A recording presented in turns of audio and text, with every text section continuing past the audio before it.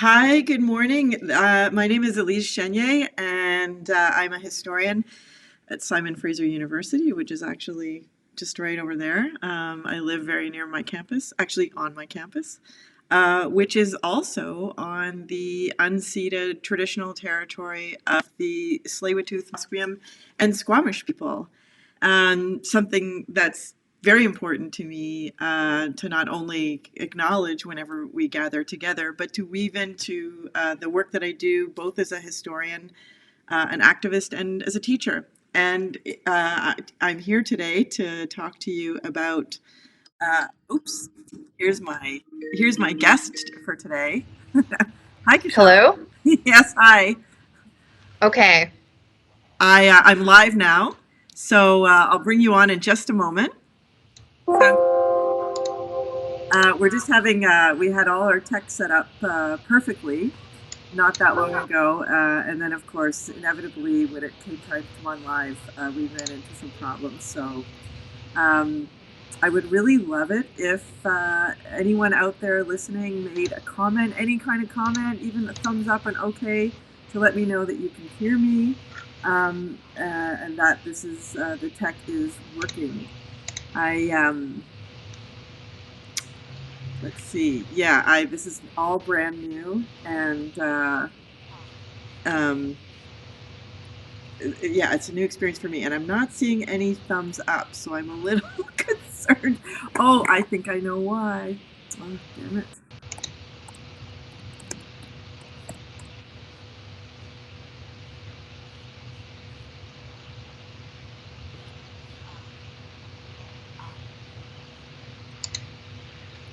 Hmm. Perhaps I'll just carry on and hope that this is working. I want to begin by saying that my name is Elise Chenier. I'm a historian at Simon Fraser University, and which is on the unceded traditional territory of the Squamish, Tsleil-Waututh, and Musqueam people. Something that is very important to me, that I weave into all of the work that I do as a teacher, as a historian, and an activist. And I'm just gonna Oh, it's working, says Emmett. Thank you. Thank you for letting me know. That's such a relief. So I'm really excited to do this, but also really nervous because, new technology. But so far, it's been a couple days setting it up. You wouldn't believe it, but yeah, and when it's working, so I'm so happy. Okay, so why are we here today? Why are we doing this? On March 8th, we had an opening of an exhibit called An Army of Lovers. And thank you, Linda. And we're super excited about that. But COVID was just starting, and we decided to cancel the reception. Um, However, a few people still came because they didn't see the cancellation notice, and I invited the people who we featured to also come. So we were just a small crowd, and it was lovely. And the exhibit stayed up and in the City of Vancouver archives, and it's still there now. But of course, the archives has closed.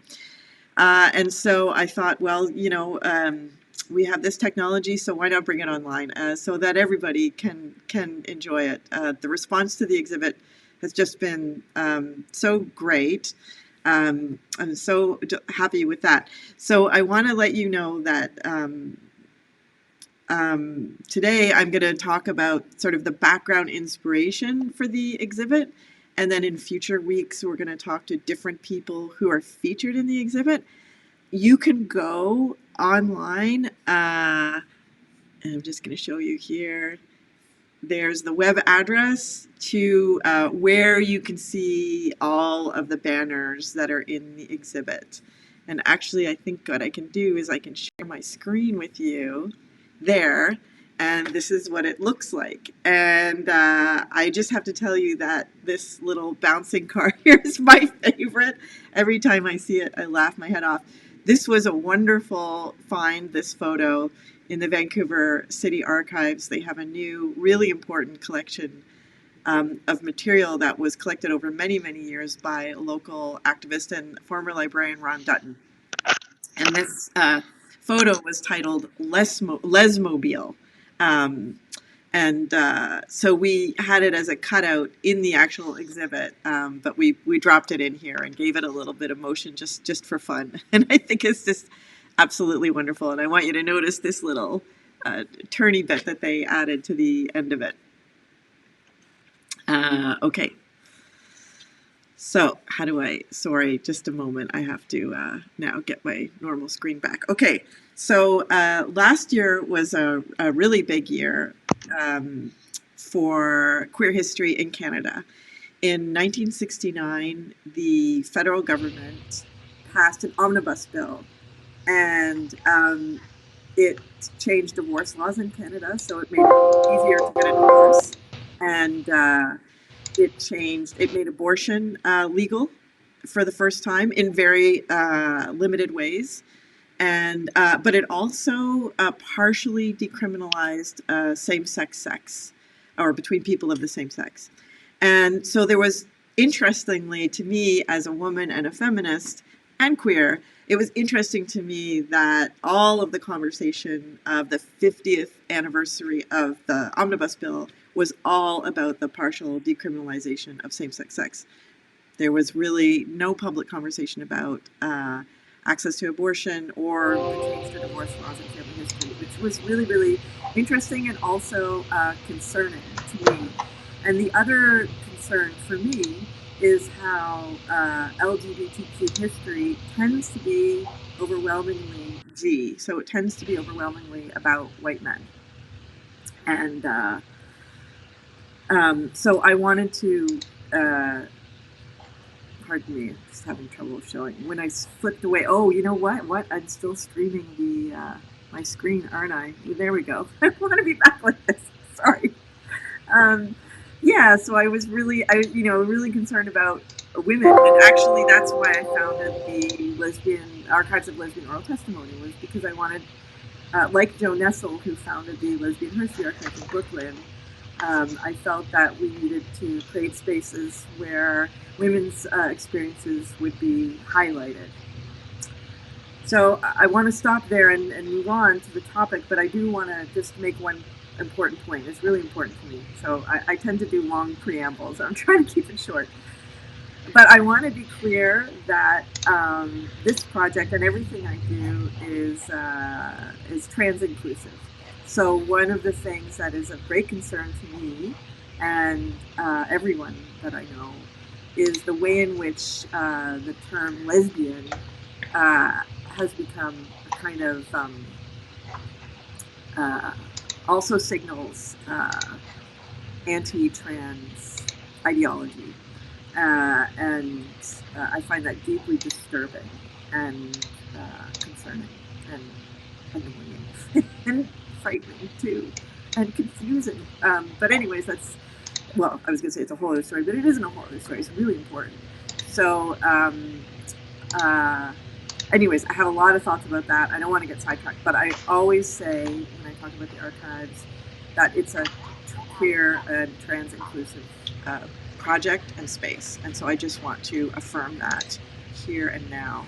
All right. So I'm going to bring in now at this time Kaschelle Theissen. So I think, though, that why do I have this screen like that? That's not good. It should be your face, which is right over here. So I don't know why. How do I get that screen? Apologies. So there you are. So I'm just going to switch over to you. I don't know why I can't make it the split screen. I'll figure that out next time. So I'm going to hand it over to you.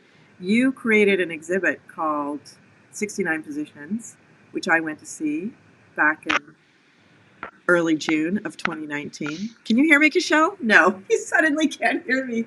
Kaschelle's been having sound problems. So just you go. I'll try and do hand signals. I wish I could. You go. Just talk. Talk about 69 Positions. Do you want me to just talk, Elise? Yeah. Give me a thumbs up? Yeah. Okay. Unfortunately, we've been having some technical difficulties. I haven't heard a single thing Elise has said since the live stream has started. So I feel like I'm not 100% sure where we are, but we had talked a little bit earlier about the exhibit that I had done back in May. So I'm not sure what context folks have gotten, but last year or the year before, I was asked to be the West Coast curator for an exhibit called 69 Positions, an archival look at decriminalization in the queer Canadian and Quebec archives. And this was a deep dive into life for queer folks around 1969. So in 1969, a omnibus bill was passed, and 50 years later, there was a lot of fanfare from the federal government around the 50th anniversary of the decriminalization of homosexuality. Unfortunately, a lot was missed in this talk of the celebrating of the anniversary. We know that this was actually only the partial decriminalization of some same-sex practices, and it only referred to 2 men in private over the age of 21, which meant if you were inviting a third into the bedroom, this was still not allowed. If you were 19 and had a partner that was 22, this was also, oh great, are we gonna do some writing? Fantastic. Oh, great. And so the exhibit was looking at lives around this time and what decriminalization actually meant for these folks. And so when I was asked to curate this West Coast stop, my first thought was, okay, so much of the history that we have access to is centered around the experiences of white, cis, gay men. And so I intentionally started looking in the archives for the stories of trans people, of Indigenous folks, of people of color, and of women. And I went to several different archives and found that there were these stories starting in the 1980s, but there's this huge gap in the time period I was looking at in the 1960s and the 1970s, which is not reflective of a lack of action, but a lack of perhaps collection or of materials that were deemed worthy of collection. And when I started talking to elders saying, you know, where were these stories? I would hear folks say, well, we didn't think our stories were important, so we weren't saving it, whereas others were archiving it. Or stories from older women of color who were saying, well, there was a safety issue as well. Keeping these materials meant holding on to things that could have been dangerous or pieces of evidence. And so it wasn't until later that some of the more easily accessible archives started having these materials. So see, Elisa's writing a question. Just Excellent. Elisa's going to phone me so we can hear each other.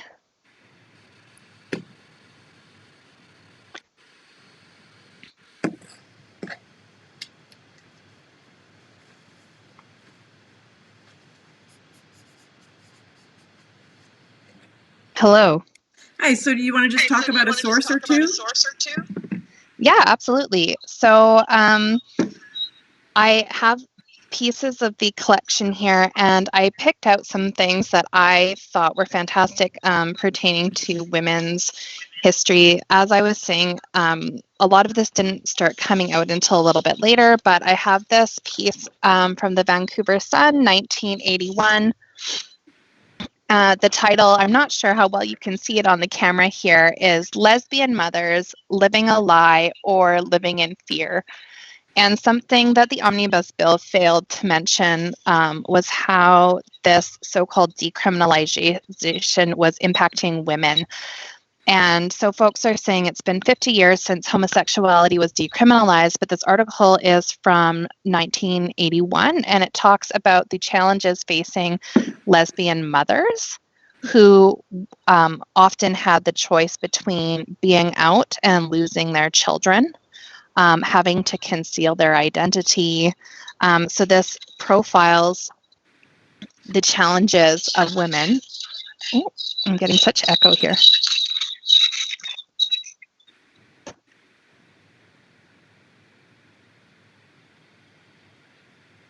No. Oh, no. There, yes, now. But an echo. Okay.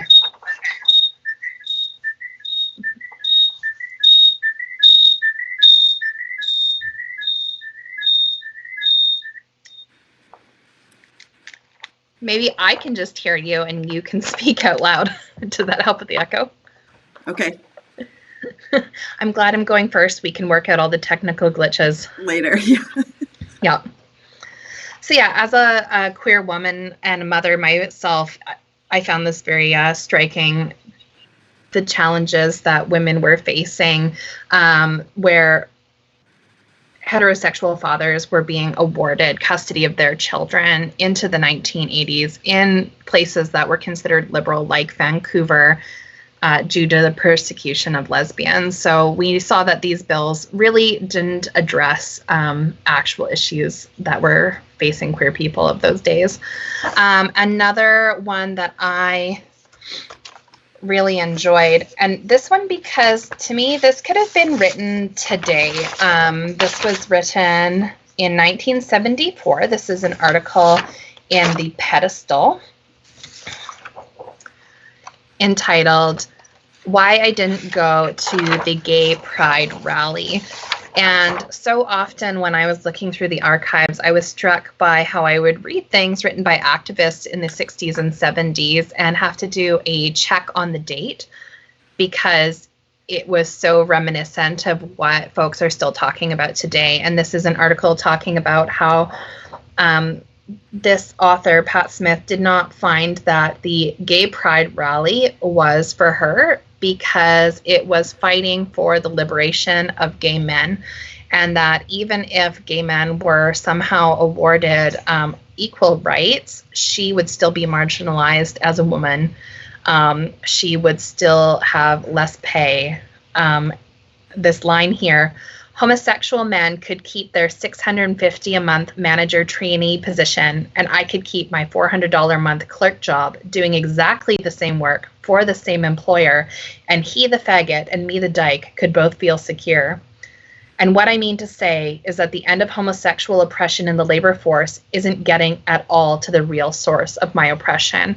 And a lot of the materials from women at this time were talking about how the gay liberation movement failed to address the oppression of women, and that's why it was difficult to find a common fight. And the last piece I brought out for today, which I found interesting, was there was a lot of women writing about how the gay liberation movement failed to take women into account, but a lot of work by men encouraging gay men to be in solidarity with women. So this is a blown up pamphlet from Gate, and it is talking about sister struggles, how the fight for gay liberation was intrinsically tied up into women's liberation, and how gay men needed to stand with lesbians and women if they were to have real solidarity. So that I found interesting, that there's a lot of writing by gay men saying we need to do better. Okay, great. I'll come on now. Can you hear me? And through your phone? Through my phone. Yeah, great. Okay.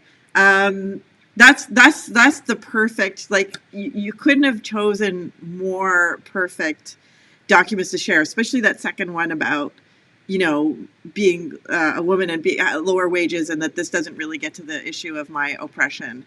And I think this really also, resonates for Indigenous people who say, the struggle is about colonialism, and racialized people, the struggle is about, racism, and all colonization as well. So yeah, that is it's perfect. I'm really glad that you brought that up. So now what I want to share is that I had a cranky pants, middle-aged historian who was not respected enough reaction to this exhibit. So this is my oral history of how this came to be, and I love it because it's kind of it's a good story with that really super happy ending. So, to be perfectly honest with everybody, I moved to Vancouver in 2004, and in Toronto, where I'm from, I was part of this really, really wonderful and supportive queer community that really like raised me up as a little historian baby and encouraged me. And I felt really connected, and I felt like what I was doing was important and it really mattered. And in Vancouver, to be perfectly honest, I felt like I've never had any traction here. And there's no interest whatsoever in what I do. And I just couldn't make connections with the community. And, it's been a long time. And so there was that whole issue was going on for me. And then Kaschelle had actually gotten in touch with me to say I wanted to touch base with you about this exhibit that I'm building, and I thought, oh, that's great, finally, right? And then she never did, so I was like, got cranky about that, and then generally I was just really cranky about 1969. As I said before, like it was all about the men, or no, a lot of it was about the men, and men hadn't learned intersectionality. Oh, had we lost you again, Kaschelle? Yeah. There you are. So yeah, so I was just a super cranky historian, feeling like underappreciated and undervalued, and like an old feminist, with our usual complaints. So then I go to the exhibit, and I'll tell you how it was for me. For me, it was like just a bunch of primary sources, what we call primary sources, these documents on a wall, and oh, that's great, ET. It's so good to see you. ET just sent a thing. So, yeah. So to me, I was like, what the hell? There's just a bunch of primary. Like, if people want to see primary sources, come to my office. I got boxes of them everywhere. And I felt like, and then I felt also grumpy because I felt like young people were lamenting. Nobody knows our history. And it's like, are you kidding me? Yes, it's there are many, many books about our history that many of us have spent years writing. Like, it's out there. And so my reaction to this was that it was this exhibit that took place, that was created without any engagement with those of us who've been doing this historical work for years. So I was just super cranky. So I wrote a post on Facebook. So I'm just going to share it here, so that people can see it. We have this technology, so why not bring it online? What's playing so that now? everybody can my enjoy. Goodness, something's playing. Oh, is that you, Kaschelle? We can hear you. Did you just click on something? Yeah. Yeah. Okay. So, yeah, we can still hear you, Kaschelle. So, this is the post I wrote. So I actually have to lean in to read it. So I said that the exhibit consists almost entirely of lesbian and gay newsletters and newspapers from the 70s and 80s, copied and hung on the wall. What was so odd about it was that it was completely uninformed by the historical scholarship Canadians like Becky Ross have produced. And then one of the presenters talked at length about loot. So that's the book Becky Ross wrote about loot, without seeming to know about her book, right? Which to me is like a violation of like the worst, order. It felt strange to be at an event whose curators lamented the erasure of our past while simultaneously erasing the historical work many of us have undertaken to ensure it remains available. So that was my cranky lament. So what I want to share with you next is a friend of mine, Esther, who has a banner in the exhibit, and she's going to join us on a future Saturday to talk about her own experience. She wrote this, as you can see, this incredibly long response, which really made me rethink my reaction to the exhibit. So she said, I went to the show. I was totally moved by it. At more than one point, I felt overwhelmed by the emotion the exhibits elicited. Not a common occurrence for me. It's gay and lesbian history around 1969, a time when we were despised by almost all and hated by many, a time when violence against gays and lesbians was common, where the police chief actually said he, and she writes, of course, he, couldn't see any violence.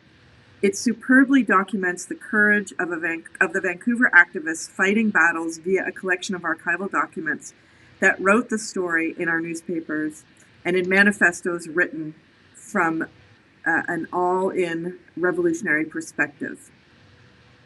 She said that she loved the show, that she had a strong feeling it was created with integrity and care.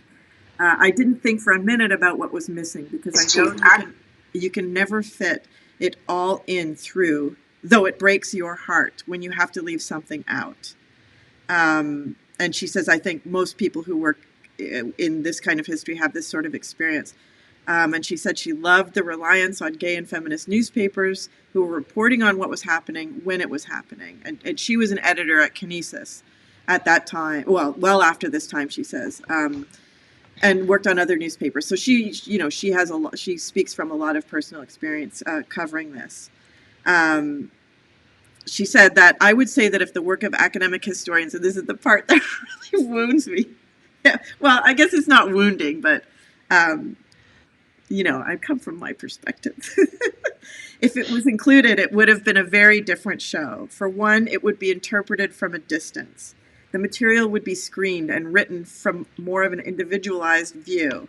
Our newspapers wrote through a collective process, and it must be said, it would be reported from a position of privilege and status. I say all this when, at the same time, reading and studying history, whether feminist, queer, or on many other subjects, has always been one of my main preoccupations. Kaschelle, do you want to respond to that? Yeah. So it was kind of funny because when I don't know that I would have known to go see this response that you had.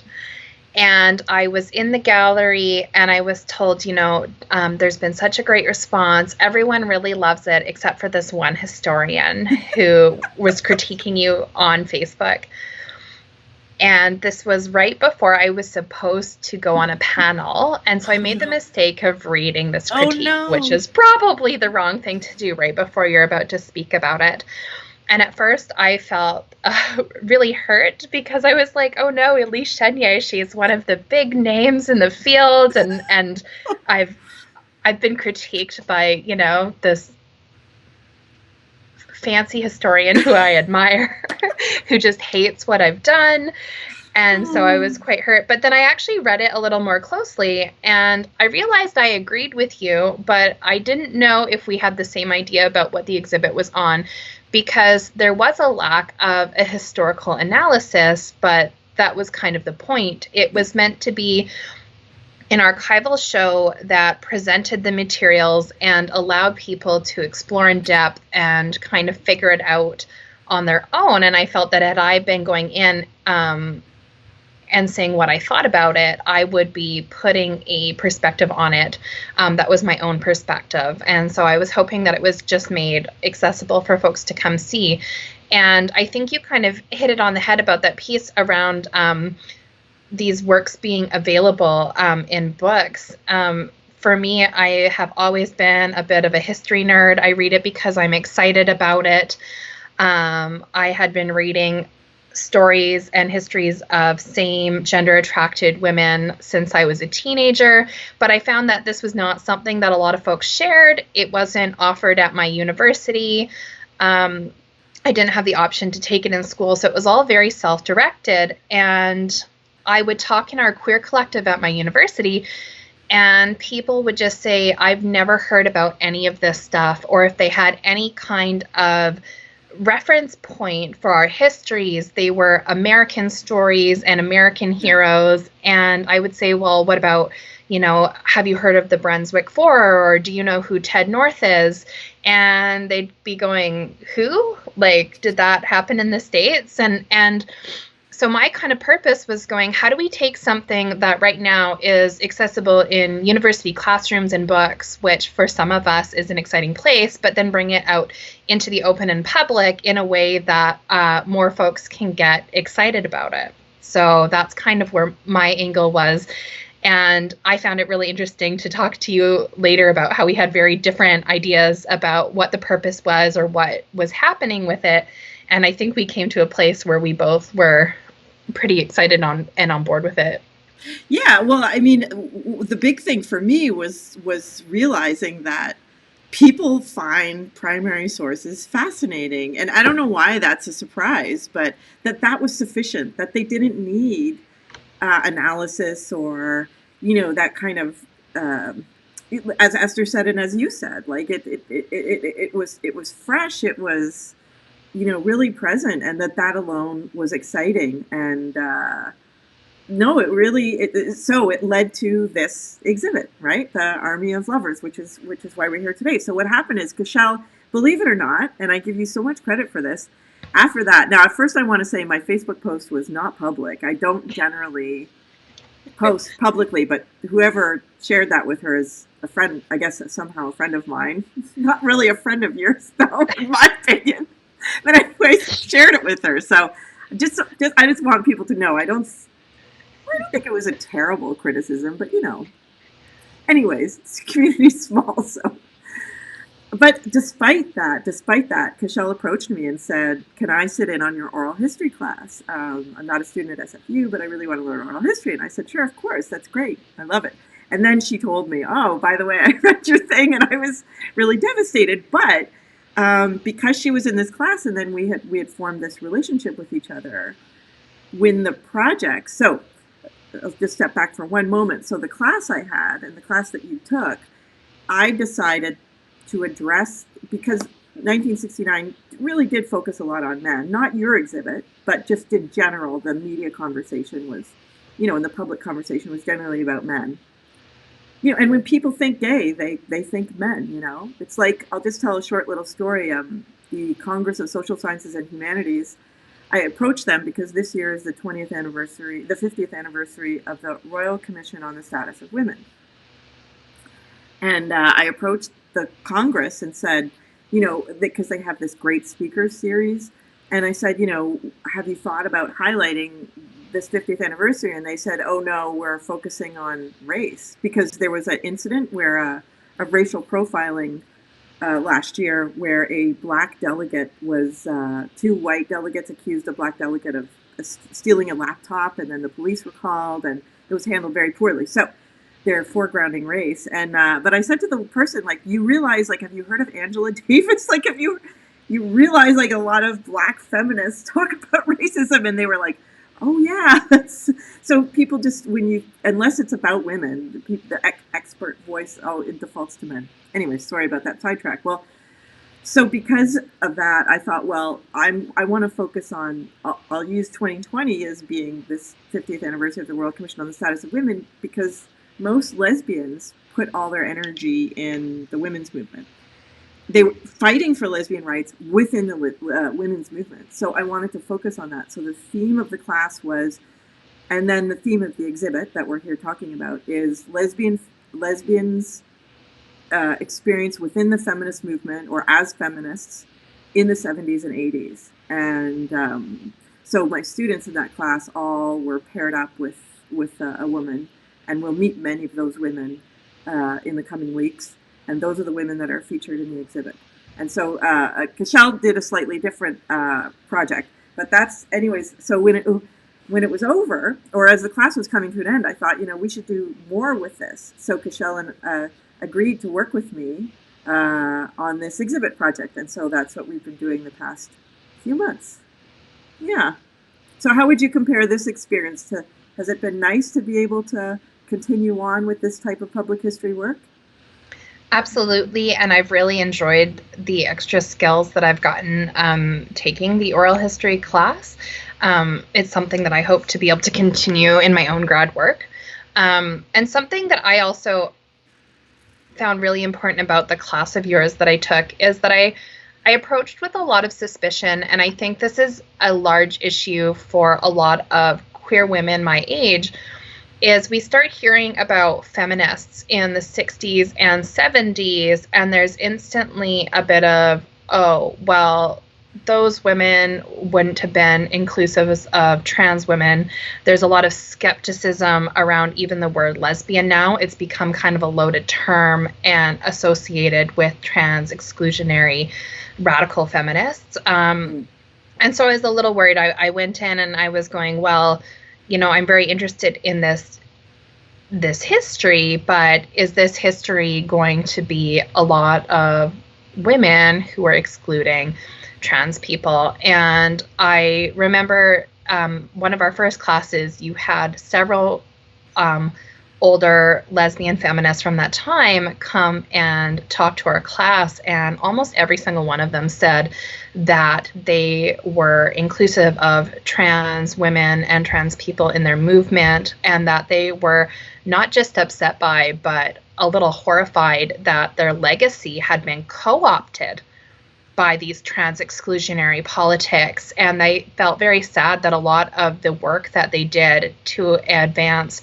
rights for many people have been erased by these trans exclusionary feminists who are now saying, well, this was always our story. This was the work that we were doing.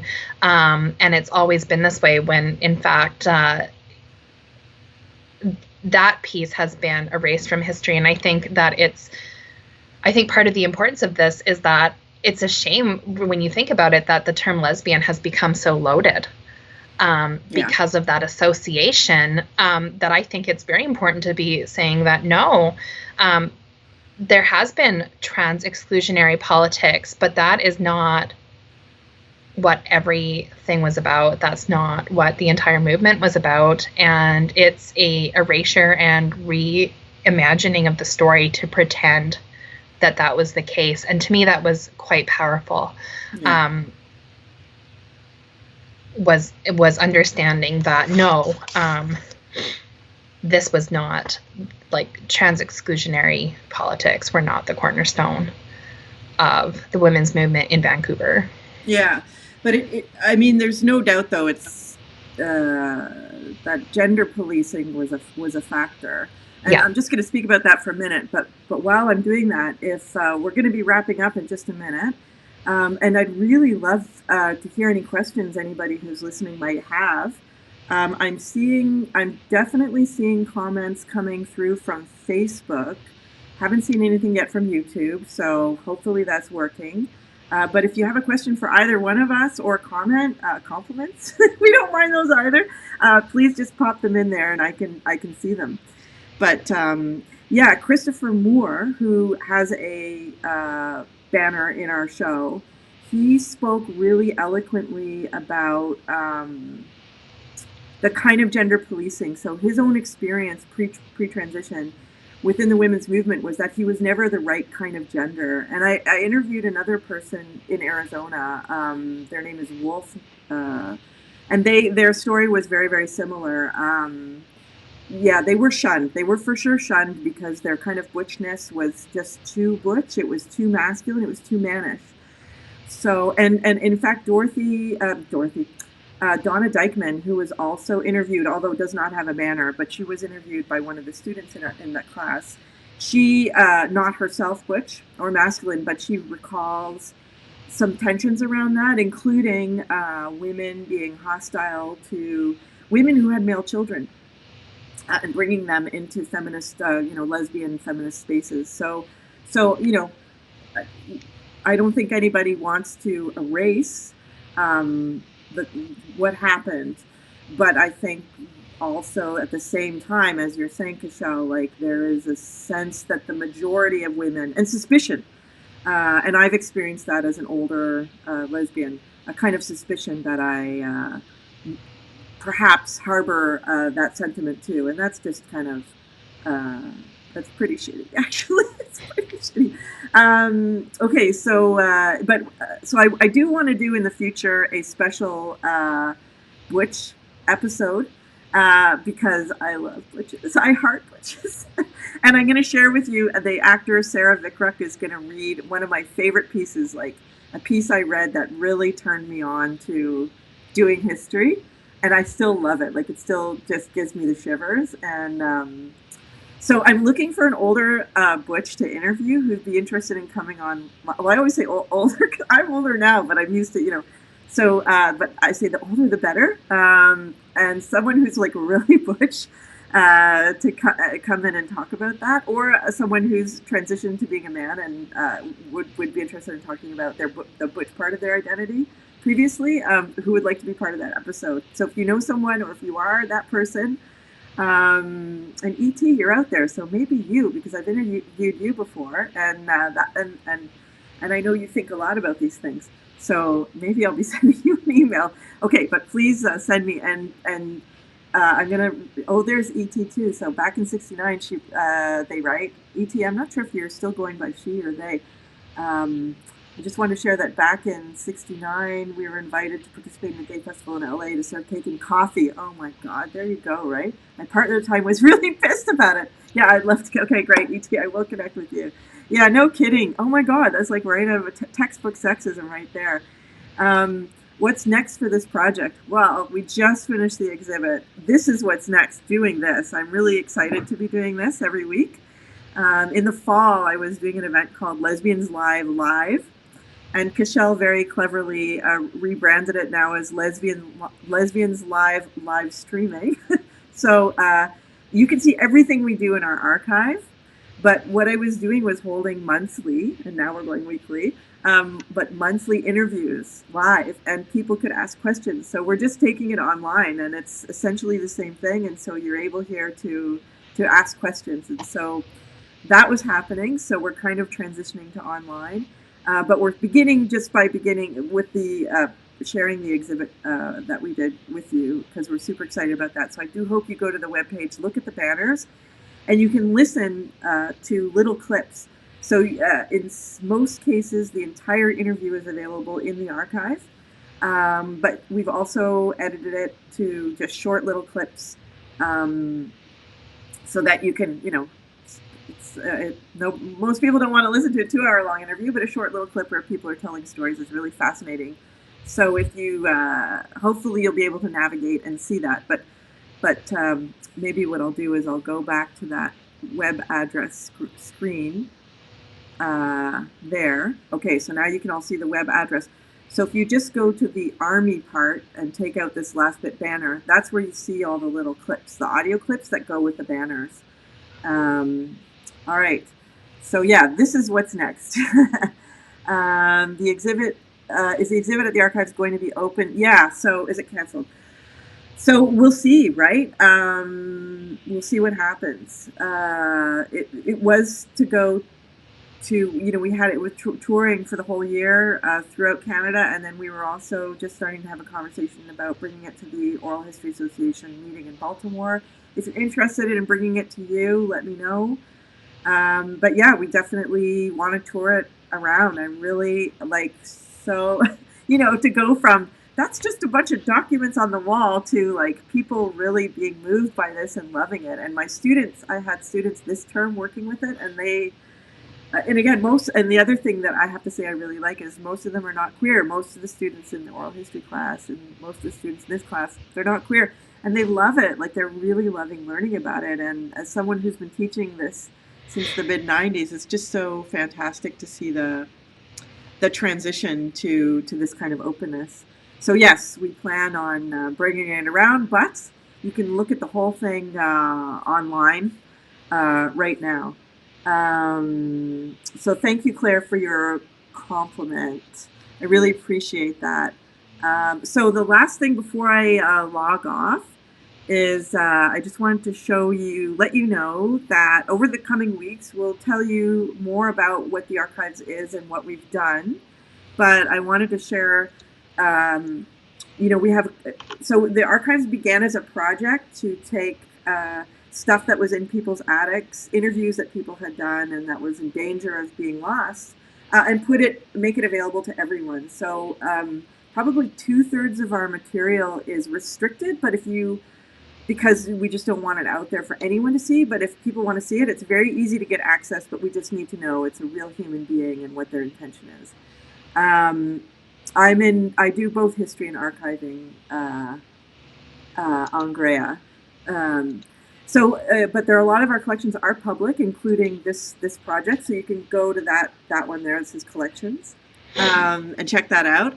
But I also want to tell you, if you're interested in oral history, even if you're not interested in oral history, actually, but just Lesbian Lives, we did a podcast a year ago, and a student, Callie, worked on it, and it's amazing. It's beautiful. They're all about 20 minutes long, and we even have one with Joe Nessel, if you know who that is. But all kinds of historians are interviewed to talk about why they do oral history and to share their favorite interview, a clip from their favorite interview. So if you want more, I suggest you go there and have a listen. They're phenomenal. They're fantastic.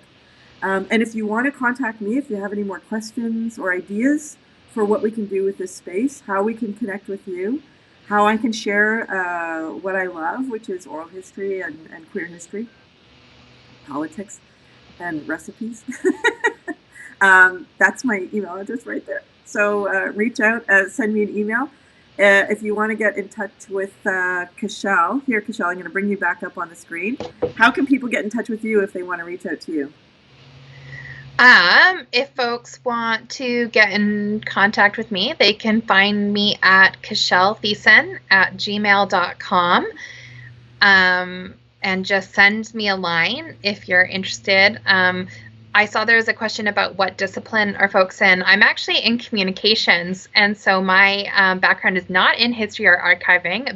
That's my passion. What I'm really interested in is how that history is passed on and how it's made accessible, and how we might get folks to be interested in it, and how we can increase representation of queer history and queer people, especially for youth who don't have access to it. So it's a little bit of a different angle. And for what's next for me, I'm currently doing grad work on the transmission of these stories.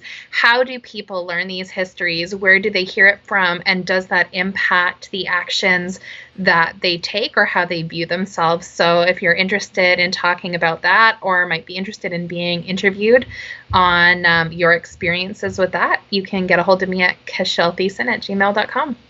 Great, thanks. And I really want to thank everybody for tuning in. Let me know if you enjoyed it, if you have any suggestions for how we can make it better. This has been a really fun adventure. It's been, like everybody else, it's been a real struggle with this crisis, and so giving myself something to do has been really fun, to help me focus and get me out of bed, out from under the duvet. So I'm really happy to do this. I'm really delighted to be here with everybody, and these will all be archived as well. So if you want to go back and play it again, if you want to share it with someone, if you want to use any of these in your teaching, you're free to use them. Please do. And I'm talking in between these little things. It's kind of weird. So I'm going to say I'm glad you liked the live stream. Thank you, everybody. So I'll say goodbye now. Thank you so much, Kaschelle, for joining me here today. And thank you so much for being brave and introducing yourself to me and working with me. I love that we are still getting to work together. It's been fantastic. Good. I love it. Okay. Have a wonderful day, everybody. Take good care. Much love to everybody, and good health too. Okay. Bye. Bye.